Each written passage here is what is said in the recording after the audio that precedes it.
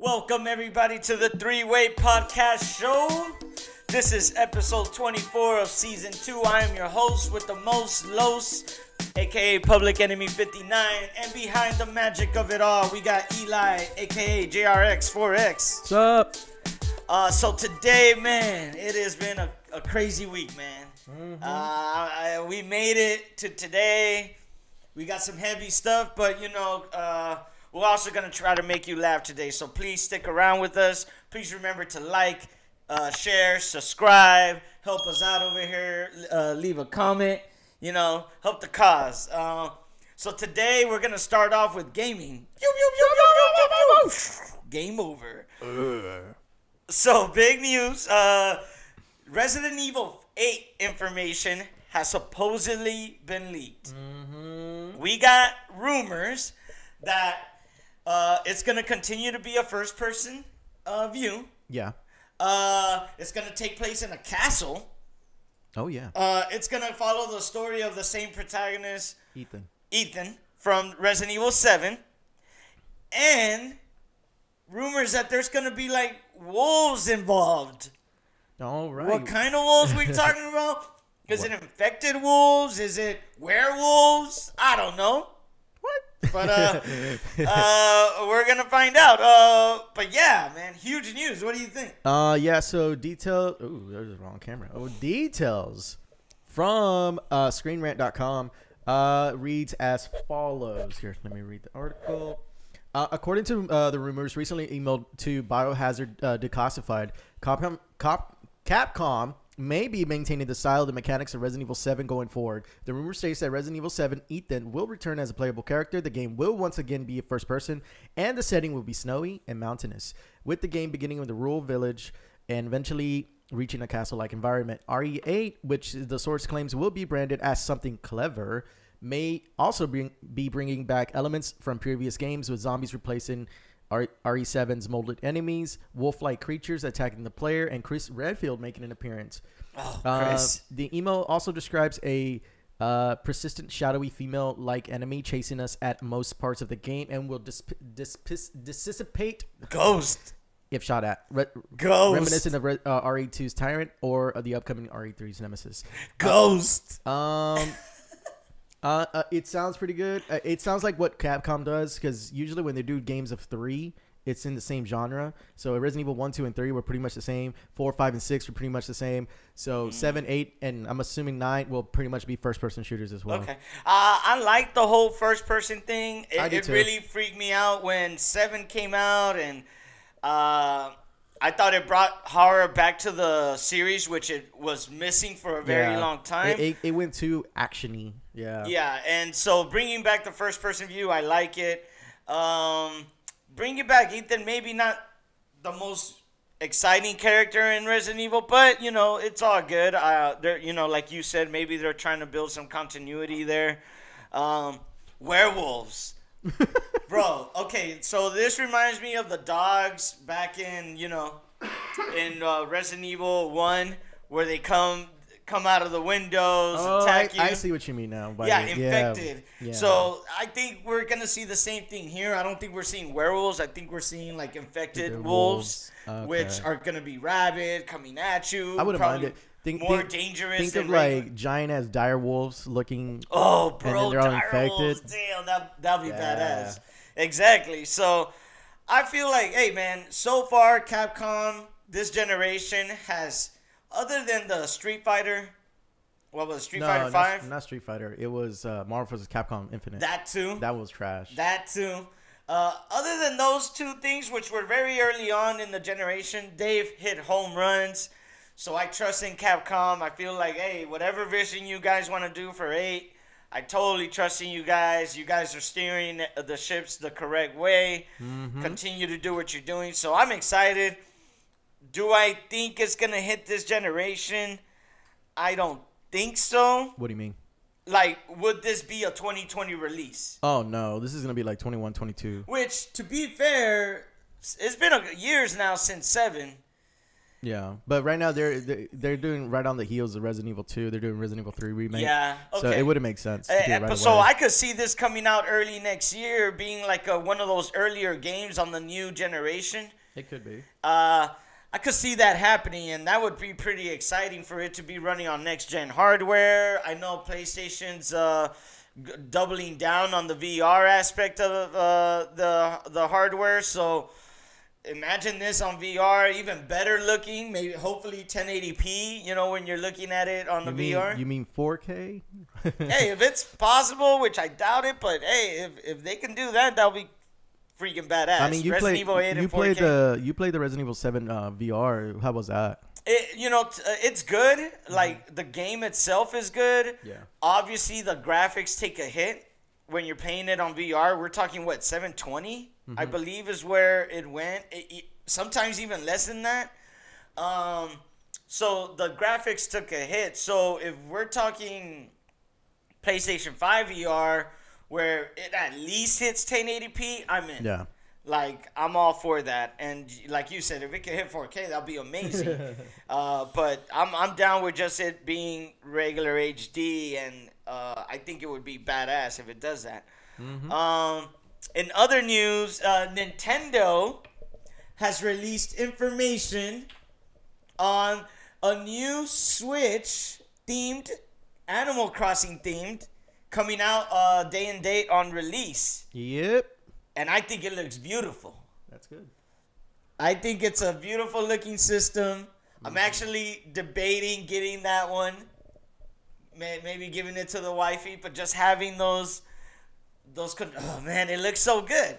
It looks so good. I think Nintendo is doubling down on the Animal Crossing. I think they know that this game, yeah, you might not hear too much of it throughout, but I think they know it can sell systems. So they're going all in. Not only the Switch with the Animal Crossing theme, but they got controllers, accessories. They're doubling down on Animal Crossing, and yeah, I think it's gonna sell crazy. What do you think? So yeah, this is supposed to be coming out March 13th. It will cost $299. I think it looks boring. It looks washed. I didn't like it. I was like, whatever. This is just another way to get some extra money, selling more of their systems. The stands will love it. They will get it. Collectors will get it, of course. But definitely not for me. But speaking of like the consoles as well, they already came out as well. I don't know if you saw that they will not be releasing another like version of the Switch this year. I heard about that where in the investor call that Nintendo recently had, all their companies had their like financial quarterly financial meetings, and Nintendo in their investor call, someone asked regarding the new Switch or a new version of the Switch coming out this year, and they quickly shut it down, saying no revision of the Switch will be coming out in 2020. Oh, okay. And to be honest, I feel like, okay, yeah, 2020 it won't be coming out, but I feel like maybe they're waiting to see what PlayStation and Xbox do, because if they were to release 2020, they would have to begin production on it right now. Of course. And maybe they don't want to dive in. Maybe it would be too expensive. Yeah. Maybe they're waiting for the prices to drop down next year, or maybe they want to see what they're going up against spec-wise. Like, I think maybe they're probably like getting ready for Switch 2. I think that'll be dumb because you're kind of in the middle, I think, of the Switch. No, what I'm saying is not right away. They're getting ready for it. Oh, as in like there's a Switch 2 they're not gonna release it yet, but they're already working on it, and there's no reason for them to do like a a Pro version. No, I think there is. If they feel that the PlayStation 5 or Xbox One are really crazy powerful and they're not gonna be getting third-party support, I could see them dropping a Switch Pro next year to kind of still get those third parties. Now, how powerful it's gonna be, I think that's their move. They're waiting on to see what Xbox and PlayStation 5 do. I think it'll probably be like within 2 years, after 2 years. And from my understanding is that they're also now working with Sony regarding their PlayStation Play, like Play Now thing, Play Anywhere. So maybe they're moving towards like a cloud-based thing so they can stay up to date with the other consoles. But even if they are, I don't think the Switch is there yet able to do that. No, not the Switch itself, but notice what I'm saying, like Switch 2. Switch Pro, yeah. And there were rumors of Xbox coming, like having games, and Xbox has the xCloud. Yeah, xCloud. So there were rumors, I think it was last year, of Xbox, working in conjunction with Nintendo to have something like that come out on the system.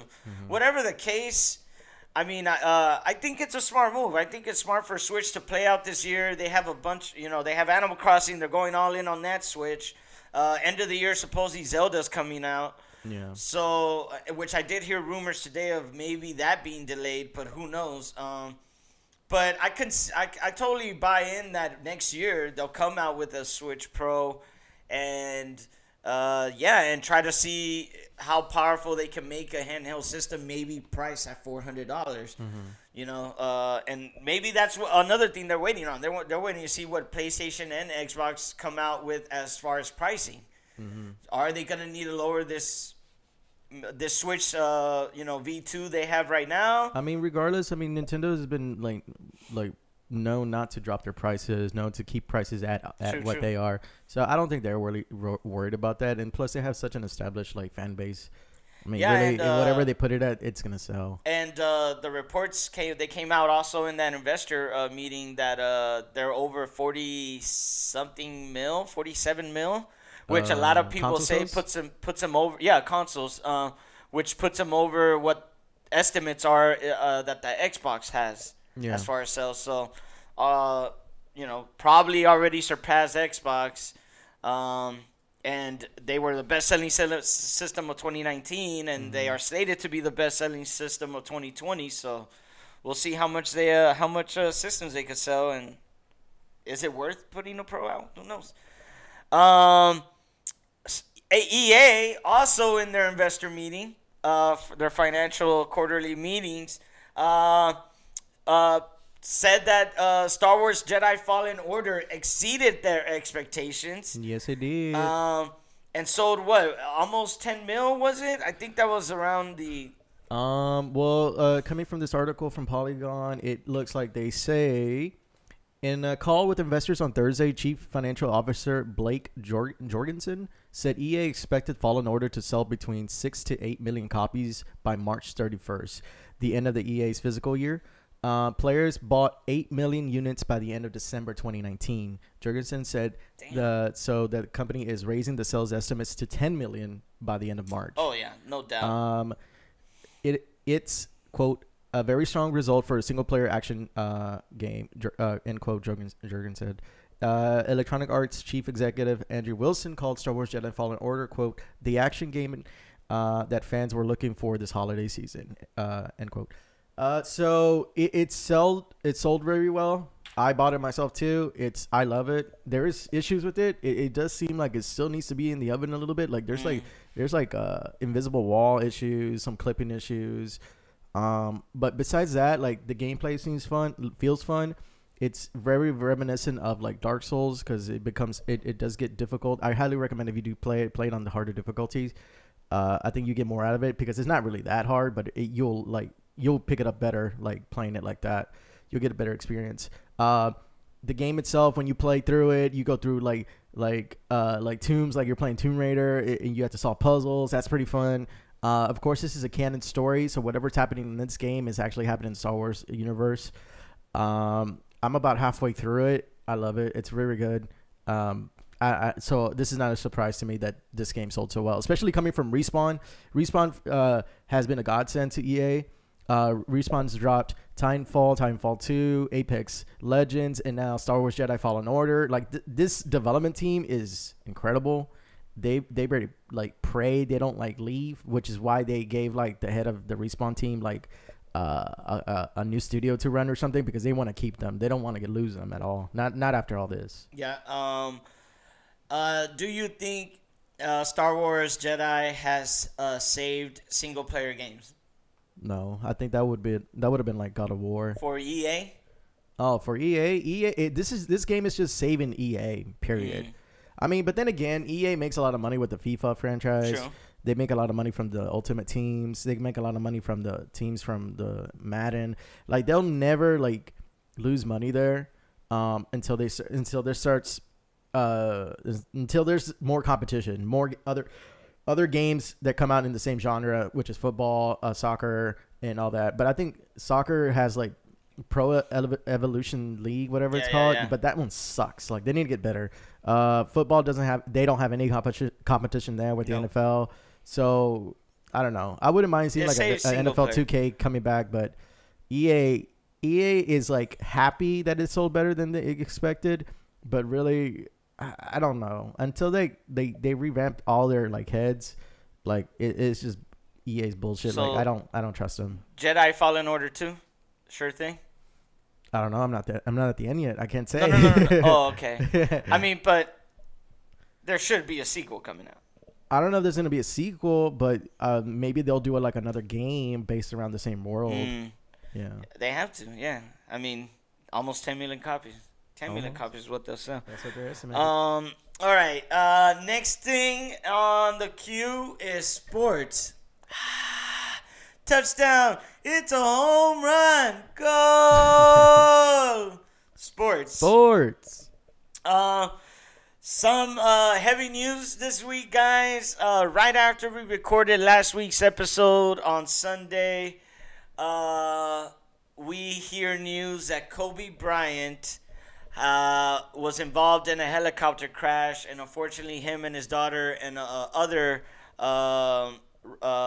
passengers, including the pilot, all passed away.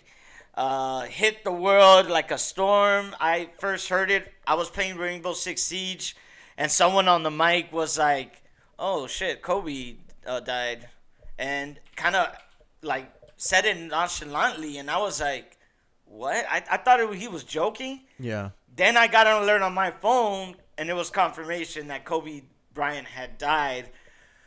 Wow. Like, just not expecting that kind of news that day. Yeah. Hit like a truck. Like, man. And makes it worse is that it happened with his daughter there. He was literally trying to go watch her, go with her to a basketball tournament. Yeah. Oh, it's a real shame, man.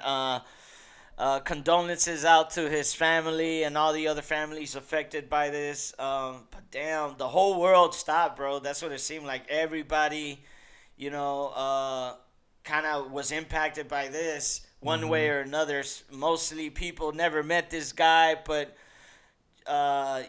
just were affected. It's big news, man. Crazy. Yeah, Kobe Bryant. When he first entered the league, I did not like him. I thought he was way too cocky. I thought he got carried way too much by Shaq, and I hated him. I didn't like him as a player. I was like, whatever, who cares about him? And then he had his whole controversy, and then Shaq left, and then he kept losing, and then he wanted to get traded, and then it got to the point where he said no, I'm staying. He started like working harder, becoming a better person. Got a team around him, won 2 more championships, and man, I started like following this dude like everywhere he went. I went to go see him here in Houston when he came. That day I went to Academy just to go buy like a jersey to go watch him, and of course I didn't have the money and I just bought a purple shirt. And like, yeah, the dude, Kobe Bryant is like one of those guys that will forever be like it's like a generational thing where it's like before him it was Jordan, and now it's Kobe, and then it's LeBron, and then who knows who's gonna be next. But he's just one of those players, like he was international, everybody knew him. He had his mama mentality. He had the just the presence of having like other players around him be better just because of his presence and his work ethic. And he even like showed that post basketball, like post NBA. It's super sad what happened. It shocked the shit out of me. Like I was eating with my girlfriend, and then she's like, oh hey, look, there's breaking news here, TMZ saying that Kobe Bryant died. I'm like, what? No way. And it was crazy. It's shocking. It's super unfortunate. Not only did he pass away, but his daughter, literally mostly an entire family passed away too, leaving like some kids orphaned. Like, and the pilot passed away, and I'm forgetting who else was there. It's terrible. Absolutely Yeah. terrible. It wasn't even just one child that died that day. Like, it's terrible. Yeah. For sure he will be missed. There's been a lot of like love for him all over like the internet, I guess you can say. And yeah, it's super sad. I don't know. Yeah, it's tough, man. Even if, Kobe Bryant tore the whole league up. Whenever he played your team, you hated him. But, everybody has the utmost respect for him. You have players coming out and saying their words of inspiration that he gave them. And, yeah, man, it's a shame. It sucks. You didn't expect that one. No. Take Mike, but not Kobe. All right. In other news, the Super Bowl has just occurred. So if you're watching this, it was yesterday. Yeah, congratulations to the 49ers. Yeah, I'm pretty sure they're going to win. But we're recording this beforehand. We will give our 2 cents on the Super Bowl on this Wednesday's Hump Day show. So make sure you tune into that. But I'm excited to see what happens. And if you're watching this, you're thinking, man, you're such an idiot. Yeah, that's I true. don't know. You are. I am. First time in a long time that we see people that are brand new fresh faces in the Super Bowl. No more Thomas Brady. The GOAT, yeah. And also, what is it, like Mahomes and who's that? Garoppolo? Yeah, porn star guy. Garoppolo's. So I'm not really super excited about the Super Bowl. It's like whatever, to be honest, but I do expect 49ers to win. I like it. I like new faces in there. It freshens it up. You're not seeing the same old, even as a, Patriots fan. Yeah, it's still good to see something new. We'll see these two teams that one has crazy good defense and the other has crazy good offense. So yeah, I like really quick, if the Chiefs start again behind like they've been doing the last 2 games, no way they're going to be winning. Yeah, I think the 49ers are a much better team defensively overall, just a better team than the teams that KC has faced before. So if they go down big, I have a hard time seeing them come back. But if anybody can do it, it is the Chiefs and Mahomes and Andy Reid. So I mean, honestly, all they got to do is shut down Kelsey, is his name? The tight end? Man, you Other have, than that, like, who do they have?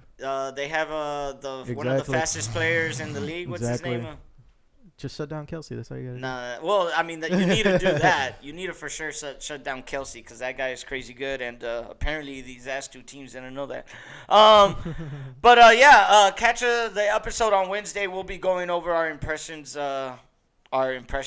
thoughts on the Super Bowl. But yeah, in other news, the much maligned Astros been getting beat up from everywhere. The MLB, the from cheating fans, Astros. in 2017, not in 2019. All throughout their years. Have finally hired a manager. So after firing Hinch, who was regarded as one of the best coaches in the league, right. Got fired. Also, the general manager, who was regarded as one of the best general managers in the league, cheaters.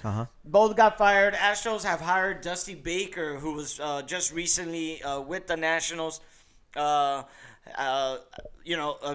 long stint with the Cubs. Is regarded as one of the most respected managers in the game. Astros finally pulled the plug and hired him as their coach. It is only a 1-year deal with an option there to extend. I feel like they're doing he's a safe pick. Dusty is respected, well-liked around the league. Yeah. So with this cloud hanging over the organization, they're trying to get rid of that as fast as possible. And I think that's exactly the reason Dusty's in there. He's, this guy is, like I said, respected. You can count on him to kind of get this team over this hump they're in. And so safe pick, not a very sexy hire, but it is a reliable hire, and I think I like it. He has had some criticism over his moves during the games, like when to take a pitcher out, who knows? He's been criticized on those things. But I think overall, I think he's good for the players. I think he'll be able to psychologically get the squad through and succeed in 2020. Are the Astros winning the pennant this year? Yes. Okay. Heard it here first. Okay. Now the next step is now that they've done the manager part of it, they're moving on to hiring a general manager. Unlike the Texans, they like to keep their positions separate. Well, yeah, so that's kind of interesting to see also who they're going to hire to take over and lead the organization when it comes to their drafting and their moves. So very interesting. We'll see. All right. But championship 2020, no doubt. Okay. Next up in our queue is pop culture. Pop. So... Man, hyped news for those of you that like the franchise, but the new Fast 9 trailer has been released. I actually saw the trailer. I haven't really caught up. I haven't watched like the last three final Fast and Furious movies, but I gotta say the trailer looked pretty solid, and it brought back Han at the end, which is not only for my favorite Fast and the Furious movie. He was killed off, but he's finally back. I thought someone also in one of the trailers, there was a clip of the cowboy guy from I just Too Fast to Tokyo Drift. Tokyo Drift. I just realized that. I was like, what? I missed that. I was too busy like stuck with the car, like swinging in through the mountains, and then that other car getting like sucked up by a plane. I was like, what? Like, this shit looks insane, and I can't wait to watch it. It does look insane, man. I might have to actually catch up with all the movies and see what all the hype is about. But Tokyo Drift, man. Hey, if they're bringing back, Tokyo Drift people, I gotta be on it. I gotta watch that. Because Tokyo Drift is the best Fast and Furious movie, by a long shot. That's the first one. The first one is the best one. The first one's really good too. But yeah, man, it looks interesting. Man, everybody was hyped yesterday. So yeah, it might get me actually on the series now. This might be the one to get me back in. Oh, I can't wait, man. I'm super excited. My girlfriend's like, I can't believe they're making another damn movie. I'm like, I know. Hell yeah. What do you mean? What about Hazem Shah? How was that? I've never seen that piece of shit. Oh, wow. I don't watch the spin-offs, man. Wow. You're not a real fan, bro. I'm good. You're not a real fan. I'm good. It has been announced that One Piece will get a new live-action series. Is this on Netflix? Yes, it will be. It will be on Netflix. It is coming soon. One Piece, the piece of shit anime that will never die, apparently. Wow. Is getting a live action treatment. Thank you to Netflix, and it's probably gonna be awful, just like the Bleach one was, Death Note, Full Metal Alchemist. So I'm not expecting much. Is this the first live action that Netflix has done, or you just listed a whole bunch? I literally just listed them. Okay, and they're all shitty. They're all garbage. All right, there we go. Also pertaining to Netflix. They have signed a contract with Adam Sandler and Happy Madison Company, whatever that's called, Productions, for 4 or 5 movies. How many movies is it? 4 more Adam Sandler exclusive movies are coming to Netflix. I don't know about this. What do you think? Apparently, this is what the article reads. Apparently, Netflix users love Adam. They spent over 2 billion hours watching his dumbass movies. Damn. So he's getting 4 more. I don't know. Like, I used to be a stan of his, but now it's like, I don't know. If you've seen any of his recent movies on Netflix, they're not that good. They're kind of stupid, especially the comedy ones. I think, like, whenever he goes more into, like, a serious type of genre, like, it probably comes out better. Have you seen Uncut Gems? No, not yet.